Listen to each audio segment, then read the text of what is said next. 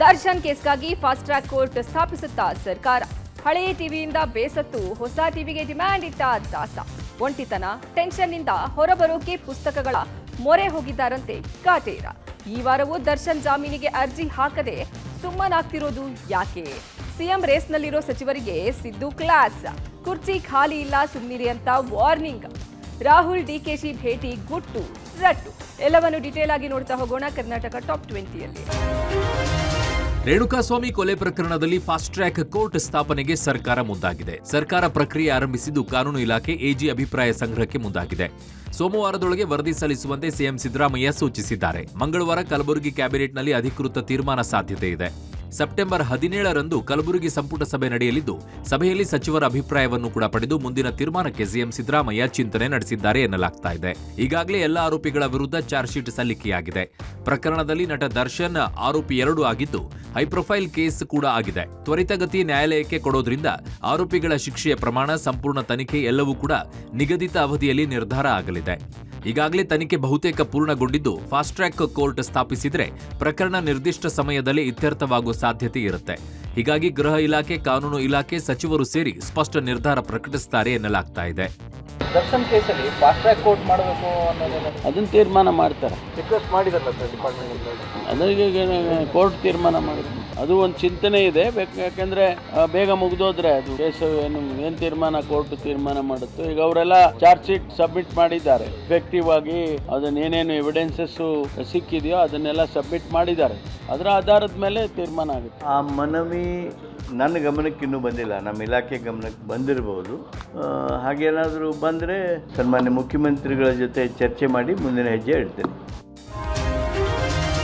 ರೇಣುಕಾಸ್ವಾಮಿ ಕೊಲೆ ಕೇಸಲ್ಲಿ ನಟ ದರ್ಶನ್ ಬಳ್ಳಾರಿ ಜೈಲು ಸೇರಿ 14 ದಿನ ಕಳೆದಿವೆ. ಚಾರ್ಜ್ ಶೀಟ್ ಟೆನ್ಷನ್ ಜೊತೆಗೆ ಒಂಟಿತನದಿಂದ ದರ್ಶನ್ ಹೈರಾಣಾಗಿದ್ದಾರೆ. ಟಿವಿಗೆ ಡಿಮ್ಯಾಂಡ್ ಇಟ್ಟಿದ್ದ ದರ್ಶನ್ ಟಿವಿ ಏನೋ ಸಿಕ್ಕಿದೆ, ಆದರೆ ಟಿವಿ ಸರಿಯಾಗಿ ಬರ್ತಿಲ್ಲ. ಪದೇ ಪದೇ ಸ್ವಿಚ್ ಆಫ್ ಆಗ್ತಾ ಇದೆ. ವಾಯ್ಸ್ ಬರಲ್ಲ, ಸ್ಕ್ರೀನ್ ಬರಲ್ಲ.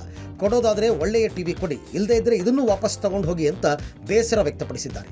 ಹೊರಗಿನ ವಿದ್ಯಮಾನಗಳನ್ನು ತಿಳಿದುಕೊಳ್ಳುವ ಕೌತುಕದಲ್ಲಿದ್ದ ದರ್ಶನ್ಗೆ ಹಳೆಯ ಟಿವಿ ನಿರಾಸೆ ಮೂಡಿಸಿದೆ. ಈತ ನ್ಯೂಸ್ ಪೇಪರ್ ಓದಲ್ಲ, ಕೊಟ್ಟಿರುವ ಟಿವಿ ಸರಿಯಾಗಿ ಬರ್ತಿಲ್ಲ ಅಂತ ಜೈಲಧಿಕಾರಿಗಳಿಗೆ ಟಿವಿ ವಾಪಸ್ ಮಾಡಿದ್ದಾರೆ. ಟಿವಿ ಯೋಚನೆ ಬಿಟ್ಟು ಪುಸ್ತಕಗಳ ಮೊರೆ ಹೋಗಿದ್ದಾರಂತೆ. ಸದ್ಯಕ್ಕೀಗ ದರ್ಶನ್ಗೆ ಜೈಲಿನಲ್ಲಿ ಪುಸ್ತಕಗಳೇ ಸಂಗಾತಿಗಳು. ಜೈಲಿನಲ್ಲಿ ಸಮಯ ಕಳೆಯೋದಕ್ಕೆ ಕಾದಂಬರಿಗಳನ್ನು ಓದೋದಕ್ಕೆ ಮುಂದಾಗಿದ್ದಾರೆ. ರಾಷ್ಟ್ರಕವಿ ಕುವೆಂಪು ಅವರ ಮಲೆಗಳಲ್ಲಿ ಮದುಮಗಳು ಕಾದಂಬರಿ ಹಾಗೂ ಮಣಿಕಂಠ ಅವರ ಕೆಲವು ಪುಸ್ತಕಗಳನ್ನು ಓದ್ತಾ ಇದ್ದಾರೆ. ದಿನದಲ್ಲಿ ಹೆಚ್ಚು ಸಮಯ ಪುಸ್ತಕ ಓದೋದರಲ್ಲೇ ಕಳೀತಾ ಇದ್ದಾರಂತೆ ದರ್ಶನ್. ನಟ ದರ್ಶನ್ ಜೈಲು ಪಾಲಾಗಿ ಬರೋಬ್ಬರಿ 3 ತಿಂಗಳು ಕಳೀತಾ ಬಂದಿದೆ. ಹೇಗೋ ಹೊರಗೆ ಬರ್ತೀನಿ ಅನ್ನೋ ಭರವಸೆ ಇಟ್ಕೊಂಡಿದ್ದ ನಟ ದರ್ಶನ್ಗೆ ಚಾರ್ಜ್ ಶೀಟ್ ಮತ್ತೆ ಸಂಕಷ್ಟ ತಂದೊಡ್ಡಿದೆ. ಚಾರ್ಜ್ ಶೀಟ್ನ ವಿಚಾರಗಳು ಬೆಳಕಿಗೆ ಬರ್ತಾ ಇದ್ದಂತೆ ದರ್ಶನ್ ಅಕ್ಷರಶಃ ಕುಗ್ಗಿ ಹೋಗಿದ್ದಾರೆ. 3991 ಪುಟಗಳ ಚಾರ್ಜ್ ಶೀಟ್ನಲ್ಲಿ ರೇಣುಕಾಸ್ವಾಮಿ ಮೇಲೆ ದರ್ಶನ್ ಹೇಗೆಲ್ಲ ಕ್ರೌರ್ಯ ಮೆರೆದಿದ್ರು ಅನ್ನೋದನ್ನ ಬಟಾಬಯಲಾಗಿದೆ. ಹೀಗಾಗಿ ದರ್ಶನ್ಗೆ ಸ್ವಲ್ಪ ಹೆಚ್ಚಾಗಿಯೇ ಟೆನ್ಷನ್ ಶುರುವಾಗಿದೆ. ದರ್ಶನ್ ವಿರುದ್ಧ ಆಪ್ತರ 164 ಹೇಳಿಕೆಗಳು, ಪೊಲೀಸರು ವಶಪಡಿಸಿಕೊಂಡ ಸಿಸಿಟಿವಿ ಸಾಕ್ಷ್ಯ, ಪಟ್ಟೆಗಳು, Renukaswamy post mortem report, technical evidence, call details, chatting ಮೆಸೇಜ್ಗಳು, ಸಾಕ್ಷ್ಯನಾಶ, ಕೇಸ್ ಮುಚ್ಚಿಹಾಕಲು ನಡೆಸಿದ ಹಣದ ವ್ಯವಹಾರ, A1 ಪವಿತ್ರ ಗೌಡ ಸೇರಿದಂತೆ ಆರೋಪಿಗಳು ನೀಡಿರುವ ಹೇಳಿಕೆಗಳೇ ದರ್ಶನ್ಗೆ ಮುಳುವಾಗುವ ಸಾಧ್ಯತೆ ಇದೆ. ತುಂಬಾ ಸುಲಭವಾಗಿ ಬೇಲ್ ಪಡೆದು ಆಚೆ ಬರ್ತೀನಿ ಅಂದುಕೊಂಡಿದ್ದ ದರ್ಶನ್ ಚಾರ್ಜ್ ಶೀಟ್ ನೋಡಿ ಶಾಕ್ ಆಗಿದ್ದಾರಂತೆ. ನನಗೆ ಜೈಲೇ ಗತಿ ಅನ್ನುವ ಢವಢವ ಶುರುವಾಗಿದೆ. ಚಿತ್ರಹಿಂಸೆ ಕೊಟ್ಟು ರೇಣುಕಾಸ್ವಾಮಿ ಹತ್ಯೆ ಮಾಡಿದ ಪ್ರಕರಣದಲ್ಲಿ ನಟ ಜೈಲು ಸೇರಿ ಭರ್ತಿ 3 ತಿಂಗಳು. ಕೋರ್ಟ್ಗೆ ತನಿಖಾಧಿಕಾರಿಗಳು ಚಾರ್ಜ್ ಶೀಟ್ ಸಲ್ಲಿಸಿದ್ದೂ ಆಯಿತು. ಆದರೆ ಈ ವಾರ ದರ್ಶನ್ ಜಾಮೀನಿಗೆ ಅರ್ಜಿ ಸಲ್ಲಿಸೋದು ಡೌಟ್ ಅಂತ ಹೇಳಲಾಗ್ತಾ ಇದೆ. ಮುಂದಿನ ವಾರದಲ್ಲಿ ಜಾಮೀನಿಗೆ ಅರ್ಜಿ ಸಲ್ಲಿಸೋದಾಗಿ ದರ್ಶನ್ ಪರ ವಕೀಲರು ಮಾಹಿತಿ ನೀಡಿದ್ದಾರೆ.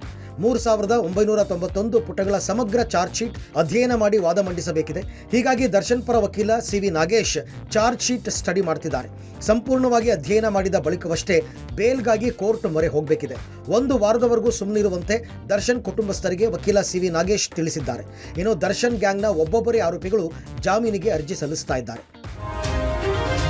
ಮೂಡಾ ಹಗರಣದಲ್ಲಿ ಸಿದ್ದರಾಮಯ್ಯ ವಿರುದ್ಧ ಪ್ರಾಸಿಕ್ಯೂಷನ್ಗೆ ಅನುಮತಿ ಕೊಟ್ಟ ಬೆನ್ನಲ್ಲೇ ಸರ್ಕಾರದಲ್ಲಿ ಸಿಎಂ ಆಕಾಂಕ್ಷಿಗಳ ಪಟ್ಟಿ ಬೆಳೀತಾ ಹೋಗ್ತಾ ಇದೆ.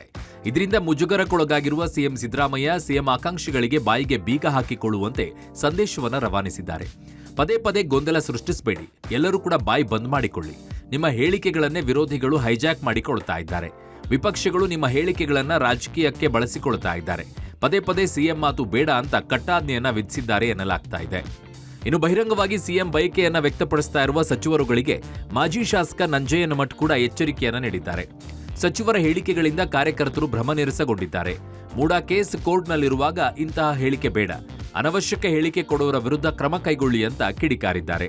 ಮುಖ್ಯಮಂತ್ರಿ ವಿಷಯವಾಗಿ ಅನವಶ್ಯಕವಾಗಿ ಕೆಲವು ನಮ್ಮ ಮಂತ್ರಿಗಳು ವಿಚಾರಗಳನ್ನು ಬಿಡ್ತಾ ಇದ್ದಾರೆ. ಏನೋ ಆಗಿದೆ ಅನ್ನುವಂತಹ ಒಂದು ಹುಯಿಲು ಎಬ್ಬಿಸ್ತಕ್ಕಂತಹ ವೈಯಕ್ತಿಕ ವಾದ, ಸೀನಿಯರ್ ಜೂನಿಯರ್ ಅನ್ನುವಂಥ ತರುವಂಥದ್ದು ಪಕ್ಷಕ್ಕೆ ಮುಜುಗರ ಆಗೋದ್ರ ಜೊತೆಗೆ ಸಾರ್ವಜನಿಕವಾಗಿ ಗೊಂದಲ ಉಂಟು ಮಾಡತಕ್ಕಂತಹ ಒಂದು ವಿಷಯ. ರಾಜ್ಯದಲ್ಲಿ ಸಿಎಂ ಬದಲಾವಣೆ ಕೂಗು ಎಬ್ಬಿಸುತ್ತಿರುವ ಸಚಿವರ ಬಗ್ಗೆ ಗೃಹ ಸಚಿವ ಪರಮೇಶ್ವರ್ ಅಸಮಾಧಾನ ವ್ಯಕ್ತಪಡಿಸಿದ್ದಾರೆ. ನಾವು ಆಡಳಿತ ಮಾಡಬೇಕು, ಕೊಟ್ಟ ಭರವಸೆಯನ್ನು ಈಡೇರಿಸಬೇಕು ಅನ್ನೋದಷ್ಟೇ ನಮ್ಮ ಗುರಿಯಾಗಬೇಕು. ಬಿಜೆಪಿ ದ್ವೇಷದ ರಾಜಕೀಯ ಮಾಡ್ತಾ ಇದೆ, ಸರ್ಕಾರ ಅಸ್ಥಿರ ಮಾಡೋ ಪ್ರಯತ್ನ ಮಾಡ್ತಾ ಇದೆ. ಈಗ ಸಿಎಂ ಬದಲಾವಣೆ ಚರ್ಚೆ ಅನಗತ್ಯ, ಹೇಳಿಕೆ ಕೊಡುವವರ ಬಗ್ಗೆ ಅಧ್ಯಕ್ಷರು ನೋಡಿಕೊಳ್ತಾರೆ ಎಂದಿದ್ದಾರೆ. ಈ ವೇಳೆ ಪರಮೇಶ್ವರ್ ಮನೆ ಬಳಿ ಮುಂದಿನ ಸಿಎಂ ಪರಮೇಶ್ವರ್ ಸಾಹೇಬರು ಅಂತ ಬೆಂಬಲಿಗರು ಘೋಷಣೆ ಕೂಗಿದ್ದಾರೆ. ಸುಮ್ಮನಿರ್ರಿ, ಈಗಲೇ ಕಾಂಟ್ರವರ್ಸಿ ಆಗಿದೆ ಅಂತ ಬೆಂಬಲಿಗರನ್ನ ಸುಮ್ಮನೆ ಇರಿಸಿದ್ದಾರೆ. ಇತ್ತ ದಾವಣಗೆರೆಯಲ್ಲಿ ಮಾತನಾಡಿದ ಹಿರಿಯ ಶಾಸಕ ಶಾಮನೂರು ಶಿವಶಂಕರಪ್ಪ, ನಾನು ಸಿಎಂ ರೇಸ್ನಲ್ಲಿ ಇದ್ದೇನೆ ಅಂತ ಹೇಳಿದ್ದಾರೆ. ಆದರೆ ಮುಖಂಡರ ಹೇಳಿಕೆಗಳಿಗೆ ಕಡಿವಾಣ ಹಾಕಿರುವ ಸಿಎಂ ಸಿದ್ದರಾಮಯ್ಯ ಸಿಎಂ ಕುರ್ಚಿ ಖಾಲಿ ಇಲ್ಲ, ನಾನೇ ಸಿಎಂ ಆಗಿ ಮುಂದುವರಿಯುತ್ತೇನೆ ಅಂದಿದ್ದಾರೆ. ಮುಖ್ಯಮಂತ್ರಿಗಳ ಸ್ಥಾನದ ಬಗ್ಗೆ ಚರ್ಚೆ ಅನಗತ್ಯ. ಈ ಸಂದರ್ಭದಲ್ಲಿ ನಾವು ಮಾಡಬೇಕಾಗಿರೋದು ಆಡಳಿತ ಮಾಡಬೇಕು, ರಾಜ್ಯದ ಜನತೆಗೆ ನಾವು ಭರವಸೆಗಳು ಕೊಟ್ಟ ಕಾರ್ಯಕ್ರಮಗಳನ್ನು ಅನುಷ್ಠಾನ ಮಾಡಬೇಕು. ರಾಜಕೀಯದಾಗ ಜೂನಿಯರು ಸೀನಿಯರ್ ಪ್ರಶ್ನೆ ಬರೋದಿಲ್ಲ. ಚುನಾವಣೆಯಲ್ಲಿ ಗೆದ್ದಿರ್ತಕ್ಕಂಥ ಶಾಸಕರು ಯಾರಿಗೆ ಬಹುಮತ ಕೊಡ್ತಾರೋ ಅವರಿಗೆ ನಮ್ಮ ಹೈಕಮಾಂಡರು ಎಸ್ ಅನ್ನೋದು ರೂಢಿ ಅಂತ ಪ್ರಸಂಗ ಬಂದರೆ ಕಂಟೆಸ್ಟ್ ಮಾಡ್ತಾನೆ. ನಾನು ಬಿಡೋದಿಲ್ಲ, ಯಾವ ಡೌಟು ಇಲ್ಲ, ನಾನೇ ಮುಂದುವರಿತೀನಿ. ಕಾಂಗ್ರೆಸ್ನಲ್ಲಿ ಸಿಎಂ ಸೀಟ್ಗೆ ಟವೆಲ್ ಹಾಕುವವರ ಸಂಖ್ಯೆ ಹೆಚ್ಚಾಗ್ತಾ ಇದೆ. ಈ ಬೆನ್ನಲ್ಲೇ ಹಿರಿಯ ಸಚಿವರ ಮಾತಿಗೆ ಕಡಿವಾಣ ಹಾಕುವಂತೆ ನಿನ್ನೆ 15ಕ್ಕೂ ಹೆಚ್ಚು ಹಿರಿಯ ಕಾಂಗ್ರೆಸ್ ನಾಯಕರು ರಾಹುಲ್ ಗಾಂಧಿಗೆ ಪತ್ರ ಬರೆದಿದ್ರು. ಈ ಬಗ್ಗೆ ಇವತ್ತು ಹಲವರು ಪ್ರತಿಕ್ರಿಯಿಸಿದ್ದಾರೆ. ಹಿರಿಯ ಶಾಸಕ ಬಿಆರ್ ಪಾಟೀಲ್ ಮಾತನಾಡಿ, ಪತ್ರ ಬರೆದಿದ್ದು ಸರಿ ಇದೆ, ನಾನು ಒಪ್ಪುತ್ತೇನೆ, ಅನವಶ್ಯಕ ಗೊಂದಲ ಸೃಷ್ಟಿಸೋದು ಬೇಡ ಎಂದಿದ್ದಾರೆ. ಪಕ್ಷಕ್ಕೆ ಡ್ಯಾಮೇಜ್ ಅನ್ನೋದಕ್ಕಿಂತ ಗೊಂದಲ ಸೃಷ್ಟಿಯಾಗುತ್ತದೆ ಎಂದಿದ್ದಾರೆ. ಮಾಜಿ ರಾಜ್ಯಸಭಾ ಸದಸ್ಯ ಎಲ್ ಹನುಮಂತಯ್ಯ ಕೂಡ ಈಗ ಸಿಎಂ ಚರ್ಚೆ ಅನಗತ್ಯ ಎಂದಿದ್ದಾರೆ. ವಿರೋಧ ಪಕ್ಷಗಳು ಸಿದ್ದರಾಮಯ್ಯ ಅವರನ್ನ ಟಾರ್ಗೆಟ್ ಮಾಡಿರುವಾಗ ಅವರ ವ್ಯಕ್ತಿತ್ವ ಕೆಡಿಸೋ ಕೆಲಸದಲ್ಲಿ ಕಾಂಗ್ರೆಸ್ ಪಕ್ಷದವರೇ ಪರೋಕ್ಷವಾಗಿ ಭಾಗಿಯಾಗಬಾರದು ಅಂತ ಹೇಳಿದ್ದಾರೆ.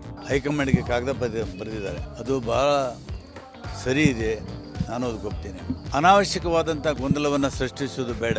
ರಾಜ್ಯದಲ್ಲಿ ಈಗಾಗಲೇ ವಿರೋಧ ಪಕ್ಷವಾದ ಬಿಜೆಪಿ ಸಿದ್ದರಾಮಯ್ಯನವರನ್ನ ಗುರಿ ಮಾಡಿ ಸಿದ್ದರಾಮಯ್ಯನವರ ವ್ಯಕ್ತಿತ್ವವನ್ನ ಕೆಡಿಸೋದಕ್ಕೋಸ್ಕರ ಮಾಡ್ತಿರ್ತಕ್ಕಂಥ ಒಂದು ಪ್ರಯತ್ನದಲ್ಲಿ ಕಾಂಗ್ರೆಸ್ ಪಕ್ಷ ಪರೋಕ್ಷವಾಗಿ ಭಾಗಿಯಾಗ್ತಕ್ಕಂಥ ಕೆಲಸವನ್ನ ಮಾಡಬಾರದು. ಡಿಸಿಎಂ ಡಿಕೆ ಶಿವಕುಮಾರ್ ಅಮೆರಿಕ ಪ್ರವಾಸದಲ್ಲಿದ್ದು ರಾಹುಲ್ ಗಾಂಧಿ ಅವರನ್ನು ಅಚಾನಕ್ಕಾಗಿ ಭೇಟಿಯಾಗಿದ್ದಾರೆ. ರಾಜ್ಯದಲ್ಲಿ ಸಿಎಂ ಕುರ್ಚಿ ಫೈಟ್ ನಡೆಯುತ್ತಿರುವ ಹೊತ್ತಲ್ಲಿ ಡಿಕೆಶಿ ರಾಹುಲ್ ಭೇಟಿ ಕುತೂಹಲ ಮೂಡಿಸಿತ್ತು. ಆದರೆ ಇದು ರಾಜಕೀಯ ಭೇಟಿಯಲ್ಲ, ಆಕಸ್ಮಿಕ ಭೇಟಿ ಅಂತ ಕೈ ನಾಯಕರು ಹೇಳಿದ್ದಾರೆ. ಡಿಕೆ ಶಿವಕುಮಾರ್ ಕುಟುಂಬದ ಜೊತೆ ಪ್ರವಾಸಕ್ಕೆ ಹೋಗಿದ್ದಾರೆ.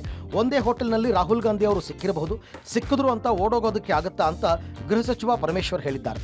ರಾಹುಲ್ ಗಾಂಧಿ ಡಿಕೆ ಶಿವಕುಮಾರ್ ಭೇಟಿಯಾಗಿದ್ದಲ್ಲಿ ಕುತೂಹಲ ಏನೂ ಇಲ್ಲ ಅಂತ ಧಾರವಾಡದಲ್ಲಿ ಸಚಿವ ಸಂತೋಷ್ ಲಾಡ್ ಹೇಳಿದ್ದಾರೆ. ಅವರಿಬ್ಬರ ಭೇಟಿ ಬಗ್ಗೆ ಬಿಜೆಪಿಯವರಿಗೆ ಕುತೂಹಲ ಇರಬಹುದು, ನಮಗೇನು ಕುತೂಹಲ ಇಲ್ಲ, ನಮಗೆ ಸಂತೋಷವಾಗಿದೆ ಅಂತ ಬಿಜೆಪಿ ನಾಯಕರಿಗೆ ಟಾಂಗ್ ಕೊಟ್ಟಿದ್ದಾರೆ. ನೋಡಿ, ಅವರ ಕುಟುಂಬ ಕರ್ಕೊಂಡು ಮಕ್ಕಳು ಅವರ ಶ್ರೀಮತಿಯವ್ರ ಜೊತೆಯಲ್ಲಿ ನಾವು ಅಮೆರಿಕಕ್ಕೆ ಹೋಗಬೇಕು ಅಂತೇಳಿ ಹೋಗಿದ್ದಾರೆ. ಆಕಸ್ಮಿಕವಾಗಿ ರಾಹುಲ್ ಗಾಂಧಿ ಅವರು ಅದೇ ಊರಲ್ಲಿ ಅದೇ ಹೋಟೆಲ್ನಲ್ಲಿ ಸಿಕ್ಕಿದ್ದಾರೆ ಅಂದಾಗ ಅವ್ರ ಎದುರುಗಡೆ ಬಂದರೆ ಓಡೋಗೋಕ್ಕಾಗತ್ತೆ. ಅವರಿಗೆ ಗ್ರೀಟ್ ಮಾಡಿದ್ದಾರೆ, ಅವರು ಇವ್ರಿಗೆ ಗ್ರೀಟ್ ಮಾಡಿದ್ದಾರೆ. ನನಗೂ ಸಂತೋಷ ಆಯಿತು. ಅದು ಅಷ್ಟು ಬಿಟ್ಟರೆ ಮುಂದಕ್ಕೆ ನಮಗೇನು ಗೊತ್ತಿಲ್ಲಪ್ಪ. ಕುತೂಹಲ ಏನ್ರಿ, ಡಿ ಕೆ ಶಿವಕುಮಾರ್ ಸಾಹೇಬರು ಹೋಗಿದ್ದಾರೆ, ಅಲ್ಲಿ ರಾಹುಲ್ ಗಾಂಧಿ ಅವರು ಇದ್ದಾರೆ, ಭೇಟಿ ಆಗಿರ್ತಕ್ಕಂಥದ್ದು. ಮತ್ತು ನಮ್ಮ ನಾಯಕರು ಡಿ ಕೆ ಶಿವಕುಮಾರ್ ನಾಯಕರು ಅವರೇ ಭೇಟಿ ಆಗಿರ್ತಕ್ಕಂಥದ್ದು ಖುಷಿ ಇದೆ. ಅದಕ್ಕೆ ಕುತೂಹಲ ಏನಿದೆ ಅದರಲ್ಲಿ? ರಾಜಕಾರಣದ ಬಗ್ಗೆ ಯಾವುದೂ ಚರ್ಚೆ ಇಲ್ಲ, ನೀವು ಹಗಲೆಲ್ಲ ಅದನ್ನು ಕೇಳಕ್ಕೆ ಹೋಗಬೇಡಿ. ಇನ್ನ ಬೇಕಿದ್ರೆ ಬಿಜೆಪಿಯವ್ರ ಕುತೂಹಲ ಇದೆ.